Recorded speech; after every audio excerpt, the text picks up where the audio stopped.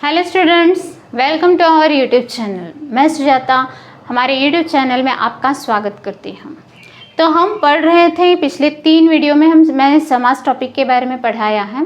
तो आज समास टॉपिक का चौथा और लास्ट पार्ट है हमारा।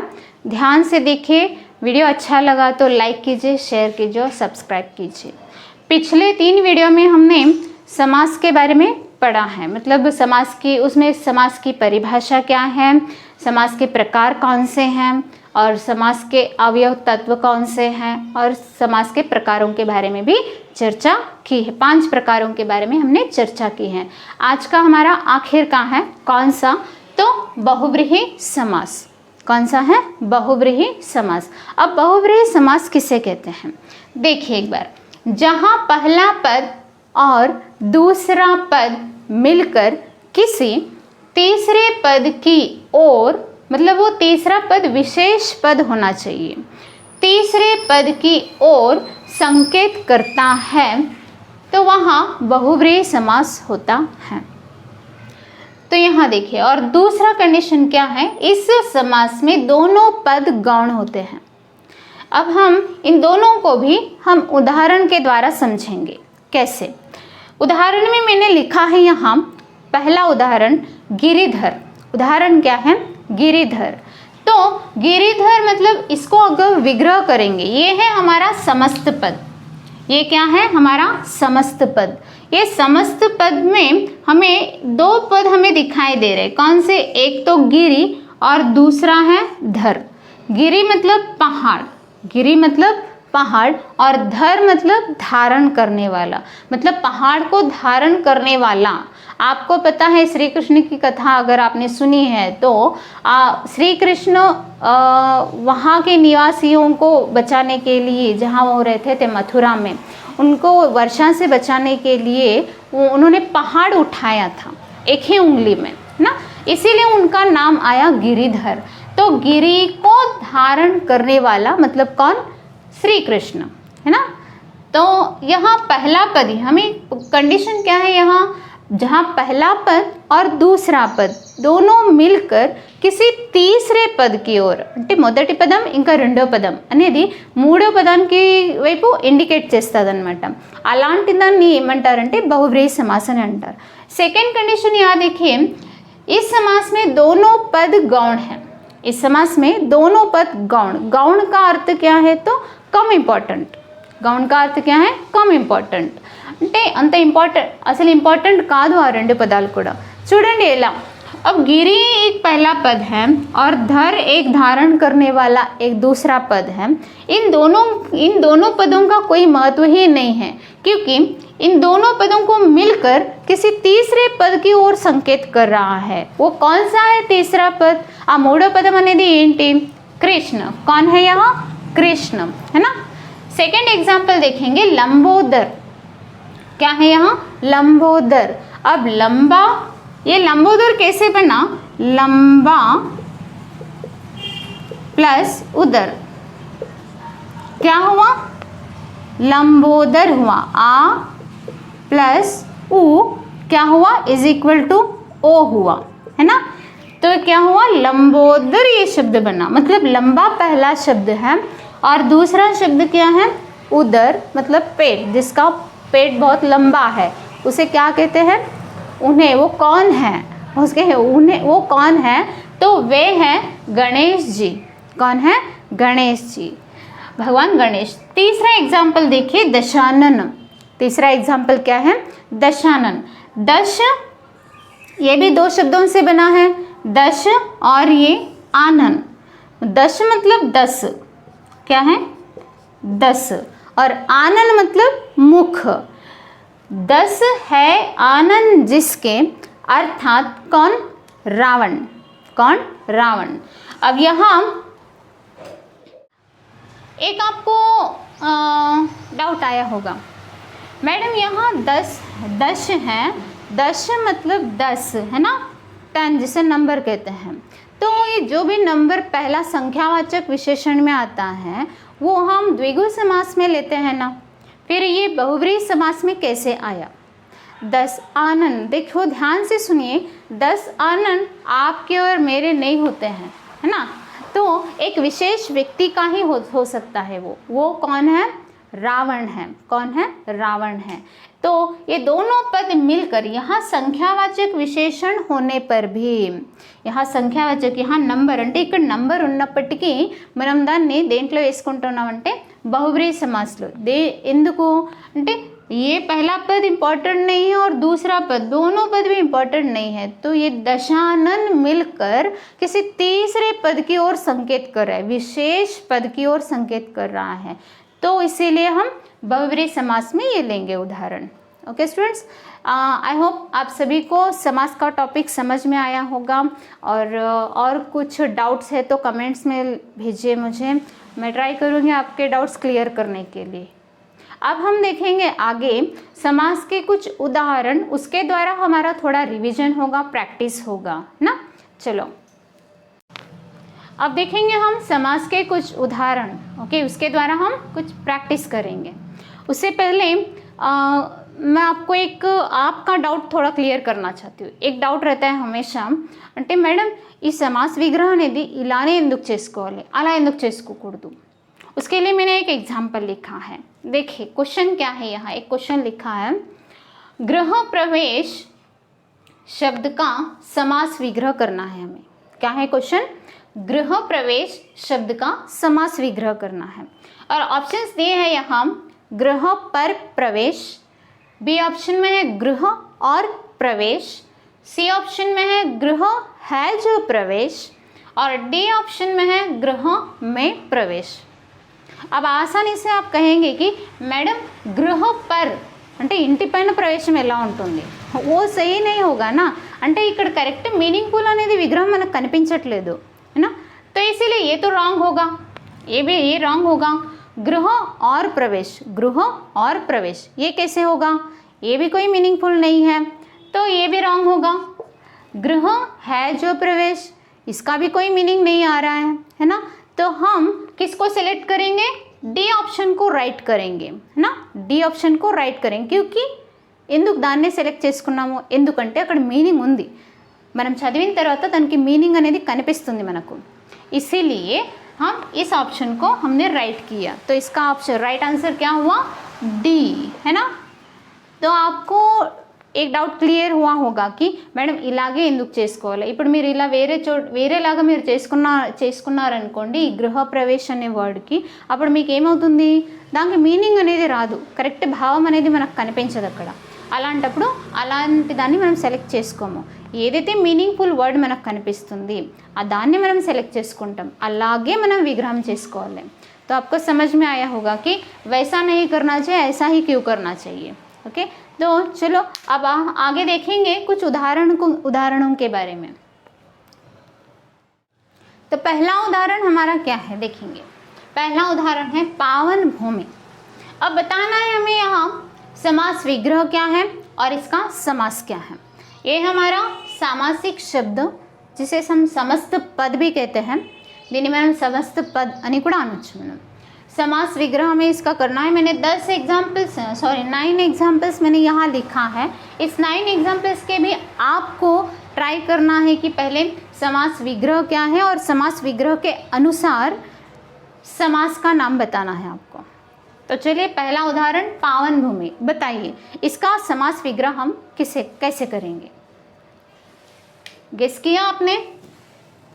पावन और भूमि करेंगे नहीं, है ना, वो तो सेट नहीं हो रहा है। तो पावन यहाँ आपको दिखाई दे रहे हैं, पावन और ये भूमि, ये दोनों पद हमें दिखाई दे रहे हैं। इस भूमि की क्या विशेषता बताई जा रही है? భూమి అనే పదానికి మనకు అక్కడ విశేషణ అనేది తెలుపుతుంది, ఏమని?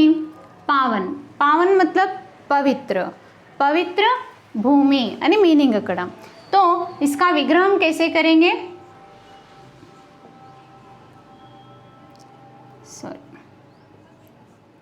पावन है जो भूमि। अब चेक करेंगे हमें विशेषण और विशेष का संबंध किस समास में दिखाई दिया। ఏ సమాసంలో మనకు విశేషణ విశేష అనేది సంబంధం కలిగి కనిపించింది, किस समास में? कर्मधारय समास में, है ना। किस समास में? कर्मधारय समास में। तो इसका समास क्या होगा?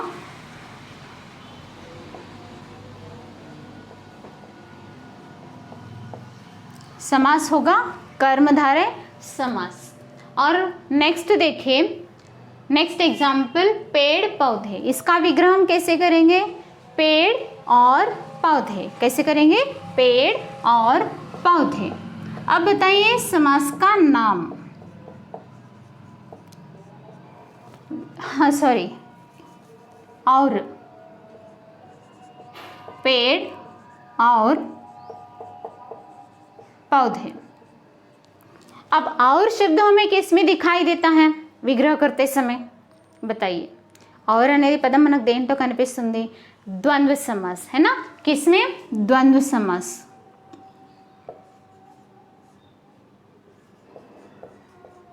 अब द्वंद्व समास में भी मैंने आपको 3 टाइप्स बताए थे, है ना। उसमें से कौन सा है? इसमें इतरेतर द्वंद्व समास है। कौन सा है ये? इतरेतर। कौन सा है? इतरेतर द्वंद्व समास है। अब तीसरा एग्जाम्पल देखिए, अनगिनत। अनगिनत का विग्रह होगा जिसकी गिनती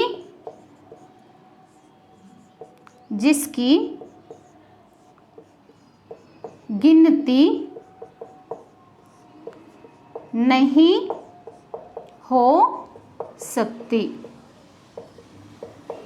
अनगिनत అంటే अनकाउंटेबल। अब आकाश में तारे होते हैं, उसको हम गिन सकते हैं क्या? नहीं गिन सकते हैं, है ना। तो उसी को कहते हैं अनगिनत, जिसकी गिनती नहीं हो सकती। अब बताइए यहाँ इस शब्द का समास कौन सा है? समास एंटी। यहाँ आपको उपसर्ग दिखाई दे रहा है ना। उपसर्ग किस समास में दिखाई देता है? अव्ययभाव समास में। किस समास में? अव्ययभाव समास में। तो ये हुआ हमारा अव्ययी भाव समास। ओके स्टूडेंट्स, नेक्स्ट देखिए देशभक्त। एग्जाम्पल क्या है हमारा? देशभक्त। देशभक्त का विग्रह हम कैसे करेंगे? देश का भक्त। क्या आएगा? देश का भक्त। अब इसका समास पहचानिए। इसका समास है तत्पुरुष समास। कारक चिन्ह जब विग्रह करते समय पहले पद के बाद तुरंत बाद हमें कारक चिन्ह दिखाई देता है। किस समास में? तत्पुरुष समास में। और वो तत्पुरुष समास में मैंने भी आपको बताया था कि 6 प्रकार हमारे तत्पुरुष समास में आते हैं। उसमें से कौन सा? उसमें से है संबंध तत्पुरुष समास। संबंध तत्पुरुष। तो इस तरह हुआ देशभक्त, देश का भक्त समास विग्रह होगा। और इस समास विग्रह के अनुसार हमने समास बताया कौन सा? संबंध तत्पुरुष समास। आगे का उदाहरण देखिए, महाराज। इसका विग्रह कैसे करेंगे? महान है जो राजा। अब यहाँ हमें महान, महान मतलब ग्रेट, है ना। तो यहाँ విశేషత हमें दिखाई दे रहे అంటే ఒక విశేషణ అనేది మనకు కనిపిస్తుంది. అలాంటప్పుడు విశేషణ విశేష అనేది ఒక సమాసంలో మనకు కనిపిస్తుంది. దేంట్లో? ఏ సమాసంలో అది? कर्मधारय समास में। किस समास में? कर्मधारय समास में। तो ये होगा हमारा कर्मधारय समास। महाराज, महान है जो राजा, और ये होगा हमारा समास का नाम कर्मधारय समास। नवरात्रि। अब बताइए नवरात्रि। इस नव मतलब क्या है? हमें नंबर दिखाई दे रहा है ना। नव मतलब 9 नंबर है। जहाँ भी हमें संख्यावाचक विशेषण हमें दिखाई देता है वो हम किस में रखेंगे? द्विगु समास में रखेंगे। ఎప్పుడైతే మనకు స్టార్టింగ్ పదం అనేది సంఖ్యావాచక అంటే నంబర్ అనేది కనిపిస్తుంది, అది మనం దేంట్లో పెట్టుకుంటాము? द्विगु समासలో। तो इसका विग्रह कैसे करेंगे पहले बताइए। 9 रात्रियों का समूह। 9 रात्रियों का समूह क्या होगा? नवरात्रि, है ना। दशहरा त्यौहार को हम मनाते हैं नवरात्रि। अब ये होगा समास का नाम द्विगु समास, द्विगु समास। अब मैं आपको एक पूछना चाहती हूँ क्वेश्चन, నవవధు, ये क्वेश्चन नहीं, इसको छोड़ दिए, దీన్ని వదిలేసేయండి। ఒక ఎగ్జాంపుల్ అడుగుతాను మీకు, नववधु, बताइए నవవధు ये किस समास में आता है? ఓ మేడం ఇందాకే కదా మీరు చెప్పింది నవ్ అంటే 9, ఇప్పుడు ఇక్కడ కూడా నవ్ వచ్చిందంటే దీన్ని కూడా మనం 9లో వేసుకుందాము, 9 అంటే द्विगु समासలో వేసుకుందామని అనుకుంటారు। देखिए वहाँ हमें 9 వధు आता है क्या? వధువులు అనేది 9 వధువులను ఎప్పుడన్నా మనం పలికినామా? नहीं। तो नववधु, यहाँ नव का अर्थ है नया, नई, वधु है इसलिए नई लिखेंगे। तो यहाँ वधु नव का अर्थ है नई, न्यू, కొత్తగా అని మీనింగ్ అక్కడ। అప్పుడు మనకి ఇది ఏమవుతుంది? ये नववधु नया है ना, फिर क्या आएगा इसमें? ये आएगा कर्मधारय समास में। किस में आएगा? कर्मधारय समास में आएगा। विशेषण और विशेष का संबंध है इसीलिए। ओके, अब देखेंगे हम आगे का क्वेश्चन। आगे का क्वेश्चन क्या है हमारा? आत्मनियंत्रण, बताइए इसका विग्रह हम कैसे करेंगे? आत्मनियंत्रण, आत्म पर नियंत्रण या आत्म में नियंत्रण, कौन सा सही है? ఏది మీకు కరెక్ట్గా అనిపిస్తుంది? ఆత్మ पर नियंत्रण।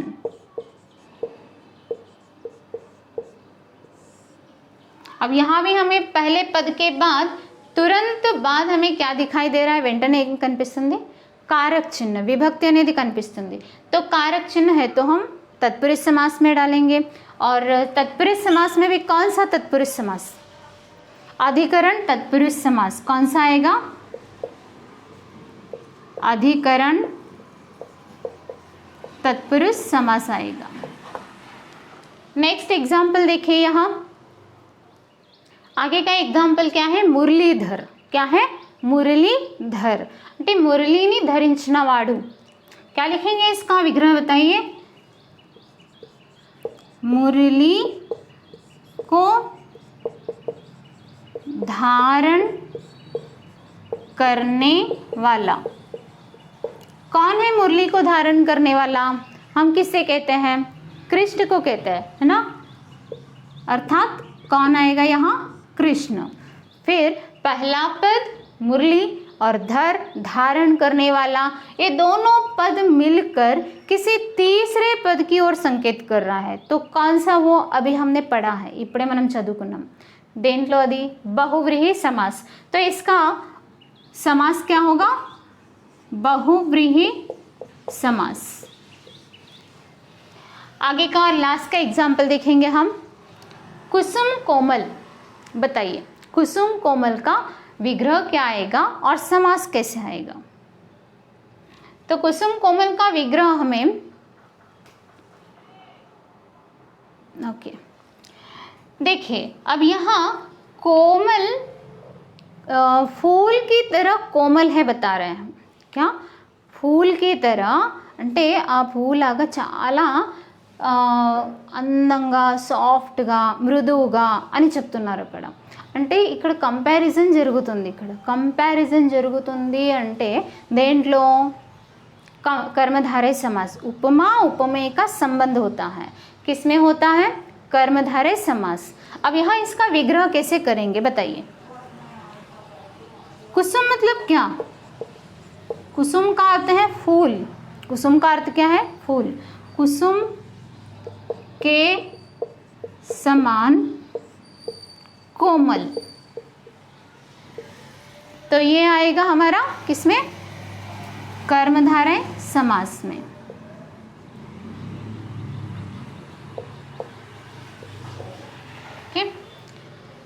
इन एग्जाम्पल के द्वारा आपको प्रैक्टिस हुआ होगा और समास का टॉपिक भी अच्छी तरह समझ में आया होगा।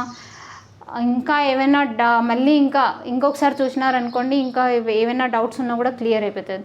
నేనైతే ఎలా చేస్తానంటే సబ్జెక్ట్ టోటల్గా అర్థం కావాలి. వీడియోస్ మనకి 2 అయినాయా ఒక సబ్జెక్ట్ పైన ఒక టాపిక్ పైన 2 అయినా 3 అయినా 4 అయినా కాదు మనకు, నాకు ఇంపార్టెంట్ అది 3, 4, 5 అనేది కాదు ఇంపార్టెంట్. అక్కడ నేను చెప్పేది వాళ్ళ స్టూडेंट्స్కి అర్థమవుతుందా లేదా అది నాకు ఇంపార్టెంట్ అక్కడ. इसीलिए मैं वीडियो का लेंथ नहीं देखती हूँ और कितने वीडियोज़ हो गए वो भी नहीं देखती हूँ. बस मुझे बच्चों को समझाना है, स्टूडेंट समझना चाहिए उस टॉपिक को, वो मेरे लिए इम्पॉर्टेंट है. ओके स्टूडेंट्स, वीडियो अच्छा लगा तो लाइक कीजिए, शेयर कीजिए और सब्सक्राइब कीजिए. दूसरे लोगों को शेयर किए तो आपके ही भलाई होगी है ना. అంటే వేరే వాళ్ళకి హెల్ప్ చేసినట్టు ఉంటుంది. చాలామంది ఎలా అంటే ఆ టాపిక్ అర్థం కాక ఇబ్బంది పడుతూ ఉంటారు. అలాంటి వాళ్ళకి మనం షేర్ చేసినామనుకోండి, ఫస్ట్ నాకు థ్యాంక్స్ కాదు మీకు థ్యాంక్స్ చెప్తారు first. Okay students, bye bye, take care.